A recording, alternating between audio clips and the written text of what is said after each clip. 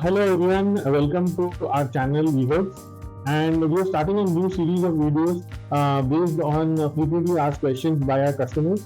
हम लोग कोशिश करेंगे कि ये सीरीज के अंदर हमारे कस्टमर्स को आने वाले छोटे छोटे प्रॉब्लम्स को टैकल करें, उनके बारे में काफ़ी इन्फॉर्मेशन दें ताकि आप लोगों के जो बैचेस है, जो सोप मेकिंग एक्सपीरियंस है वो और अच्छा हो सके। तो हमारे कस्टमर्स का सबसे ज़्यादा पूछा हुआ क्वेश्चन ये रहता है कि हम हमारे साबुनों को जल्दी ठंडा करने के लिए क्या फ्रिज या फ्रीजर के अंदर रख सकते हैं। तो इसका शॉर्ट आंसर है कि नहीं रखना चाहिए, क्योंकि आप फ्रीजर में रखेंगे तो उसके ऊपर आइसिकल्स बन जाएंगे और जो साबुन का टेक्सचर है वो भी खराब हो जाएगा, और जैसे आप उसको बाहर निकालेंगे वो इतना पानी को अट्रैक्ट करेगा, इतनी ओस बैठेगी उसके ऊपर, तो वो बिल्कुल गीला हो जाएगा, तो आपको यूजेबल नहीं रहेगा। पैकिंग करते टाइम बहुत गंदगी होगी। अगर आप फ्रिज में रखते हैं तो हाँ, आप रख सकते हैं, और उसको निकालने के बाद आपको कोई ऐसे कमरे में रखना पड़ेगा जहाँ पे ह्यूमिडिटी बहुत कम हो, जहाँ पे एसी हो, ताकि आप उसको जल्दी से पैक कर सके। मगर ये दोनों चीज प्रैक्टिकल नहीं है। जैसे आपके बैचेस कुछ साबुनों से ज्यादा होते हैं तो आप ये कर ही नहीं सकते। जो साबुन है वो बाहर ही जब धीरे धीरे अपने आप ठंडा होता है, तभी उसकी क्लैरिटी सबसे अच्छी आती है और उसके ओस बैठने के चांसेस सबसे कम रहते हैं अगर आप सूखने के 2 घंटे के अंदर अंदर उसको पैक कर लें। और वैसे भी जो सोप बेस है, जब आप इंडिविजुअल मोल्ड में डालते हो तो उसको सूखने के लिए आधा घंटा या 45 मिनट लगता है, उससे ज्यादा नहीं। तो मैं तो आपको एडवाइस करूंगा कि आप आपका जो साबुन है वो बाहर ही रख के ठंडा होने और कड़क होने, तो ही वो बेस्ट है। और जो दूसरा मेजर इशू आता है जो हमारे कस्टमर्स को वो ये है कि फ्रेग्रेंसेस या एसेंशियल ऑयल्स कितना डालना है।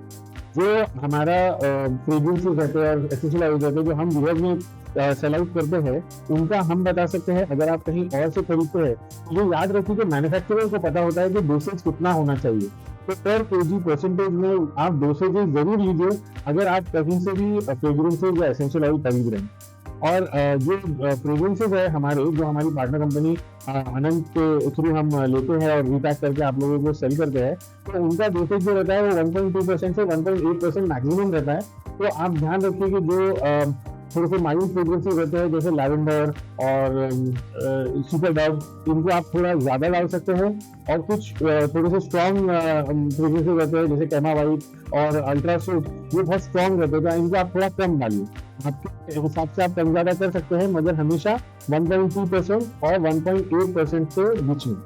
बहुत सारे लोग ये करते हैं कि अंदाजे से ड्रॉप्स डालते हैं, इनमें आपको बहुत प्रॉब्लम आएगा। एक तो कंसिस्टेंसी का, आप जब जितनी बार अलग अलग टाइम आप साबुन बनाएंगे उसमें अलग अलग टाइप की स्मेल आएंगी, और दूसरा प्रॉब्लम आएगा तो आपके फ्रेग्रेंस की लास्टिंग नहीं रहेंगी। आपका साबुन आप किसी को देंगे, वो यूज करेंगे और बोलेंगे कि बीच में ही उसका फ्रेग्रेंस पूरा खत्म हो गया। ये दोनों ही चीजें आपके कस्टमर्स आपसे दूर लेके जाएंगी। तो आप ये ध्यान रखिए कि जब भी आप फ्रेग्रेंस यूज करें उसका डोसेज बराबर डालें। वो उस तरीके से डिजाइन है परफ्यूम तो उतना टाइम लास्ट भी करेगा, और फिर आपको एक पर्टिकुलर टाइप की स्मेल आएगी जो आपको चाहिए।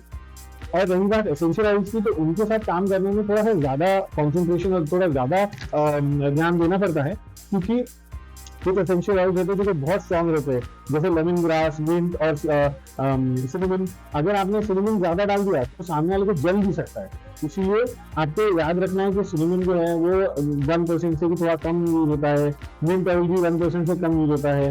क्यों? क्योंकि ये ऑयल बहुत स्ट्रॉन्ग रहते हैं। अगर आप सही डोसेज से आपका एसेंशियल ऑयल डालेंगे और फ्रेग्रेंसेस डालेंगे तो आपका सोप का जो फ्रेग्रेंस है वो लास्टिंग भी रहेगा, एसेंशियल ऑयल्स का इफेक्ट भी कंप्लीट रहेगा।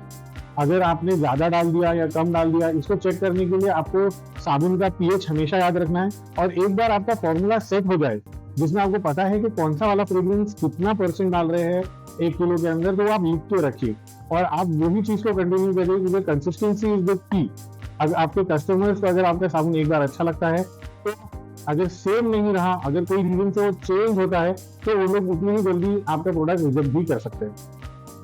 एक और जो क्वेश्चन बहुत बार हमारे कस्टमर हमसे पूछते हैं कि मेरा साबुन नरम हो गया और क्यों नरम हो गया, तो इसका एक बहुत सिंपल आंसर ये है कि हमको ऐसा लगता है कि जब हम कोई एसेंशियल ऑयल या कोई एसेंस या कोई एक्सट्रैक्ट डाल रहे हैं, तो हम जितना ज्यादा डालेंगे उतना ज्यादा इफेक्टिव हो जाएगा। मगर साबुन के केस में ये सच नहीं है। जब आप कोई भी टाइप का एक्सट्रैक्ट, एसेंशियल ऑयल या कोई भी टाइप का एक्टिव इंग्रेडिएंट आपके साबुन में ऐड कर रहे हैं, तो ये याद रखिए कि आपको उसको प्रिस्क्राइब डोजेज में डालना है, क्योंकि क्या होता है कि maximum of these things are acidic in nature, और अगर आपका साबुन ज्यादा एसिडिक हो जाएगा तो नरम हो जाएगा। तो या तो आपको उनको बैलेंस करना पड़ेगा कोई अल्कलाइन से, जैसे नमक, जैसे बेकिंग सोडा या ट्राइथनॉलमीन, या आपको उसको इस मात्रा में डालना पड़ेगा जो हमारा साबुन का जो बेस है वो उसको हैंडल कर सके। मोस्टली एक्सट्रैक्ट जो है वो 1 या 2% डाले जाते हैं। अगर साबुन में और कुछ ऑलरेडी है जैसे हनी, तो हनी का साबुन वैसे भी नरम रहता है, तो उसमें अगर आप और एलोवेरा जैसे एक्सट्रैक्ट डालेंगे जो तो बहुत हाईली एसिडिक होते हैं, तो आपका साबुन बिल्कुल नरम हो जाएंगे। तो आपको 1% या 1.5% एलोवेरा डालना पड़ेगा, और उसके बाद भी आपको थोड़ा सा नमक या बेकिंग सोडा जरूर डालना चाहिए ताकि आपका साबुन बराबर रहे। अगर बहुत ज्यादा नरम हो जाता है आपका साबुन, तो वो लैदर ज्यादा करेगा मगर वो बहुत जल्दी कंज्यूम हो जाएगा, वो बहुत जल्दी खत्म भी हो जाएगा। इसीलिए आपको उसमें थोड़ा सा नमक या थोड़ा सा बेकिंग सोडा जरूर डालना। और एक तीसरा जो बहुत बार पूछा हुआ क्वेश्चन है कि why does the soap sweat. हाँ, यानी हमारा जो साबुन है वो बनाने के बाद पानी को क्यों अट्रैक्ट करता है, गीला गीला क्यों हो जाता है। तो देखिए, हम लोग जो melt and pour soap base बनाते हैं उसके अंदर एक हाई परसेंटेज ऑफ ग्लिसरीन रहता है, और ग्लिसरीन एक ह्यूमेक्टेंट है। इसका मतलब कि ग्लिसरीन हवा में रहने वाली ह्यूमिडिटी या हवा में रहने वाला जो पानी है उसको अट्रैक्ट करता है, वो अट्रैक्ट करके अपने ऊपर ओस की बूंदे बनवा लेता है। अब इसीलिए ही हम लोग हमारे कस्टमर्स को बोलते हैं कि आप जब साबुन को ठंडा होने के लिए रखें, उसको सॉलिडिफाई होने के लिए रखें, तो जैसे ही वो सॉलिडिफाई हो जाए आप उसको एयर टाइट कंटेनर में पैक कर लीजिए। ये प्रॉब्लम हमारे को बारिश के मौसम में थोड़ा ज्यादा आता है क्योंकि ह्यूमिड रहता है, और ठंडी और गर्मी में थोड़ा कम आता है। मगर तीनों ही सीजन में हमें ये बेस्ट प्रैक्टिस रखनी चाहिए कि साबुन जैसे ही सॉलिडिफाई होता है, ठंडा होता है, हमें उसे पैक कर लेना है, ठीक है। और अगर आपका सोप बहुत ज्यादा एसिडिक हो जाए तो भी वो ज्यादा पानी अट्रैक्ट करता है। अब आपके जब फॉर्मूले बन रहे हैं और एक साबुन कंसिस्टेंटली ज्यादा पानी अट्रैक्ट कर रहा है, तो आप उसमें थोड़ा सा नमक, थोड़ा सा खाने का सोडा या ट्राइथनॉलमीन थोड़ा बढ़ा दे ताकि वो अल्कलाइन चले जाए और कम पानी अट्रैक्ट करे। तो आज के लिए इतना ही। देखने के लिए बहुत बहुत धन्यवाद, और ऐसे वीडियोस के लिए आप प्लीज हमारे से जुड़े रहें, सब्सक्राइब करिए और बेल आइकॉन दबाइए। और आपको भी अगर कोई भी क्वेश्चन रहे जो आपको पूछना रहे तो आप प्लीज कमेंट्स में पूछिए, मैं जरूर उसके ऊपर भी एक वीडियो बनाऊंगा।